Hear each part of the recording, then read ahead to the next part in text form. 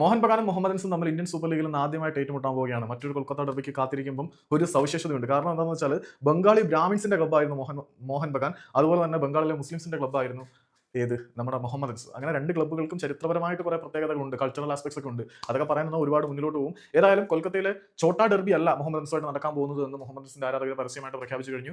Mohan Bagan super giants Indian super ലീഗിലെ ഏറ്റവും successful ആയിട്ടുള്ള ക്ലബ്ബായിരിക്കാം. ഞങ്ങൾക്കും വളരെ കൃത്യമായിട്ടുള്ള ലെഗസിയും പാരമ്പര്യവും എല്ലാം ഉണ്ട്. മോഹൻ ബഗാന്റെ സൈഡിലും 11 താരങ്ങളാണ് കളിക്കുന്നത്, ഞങ്ങളുടെ സൈഡിലും 11 താരങ്ങളാണ് കളിക്കുന്നത്.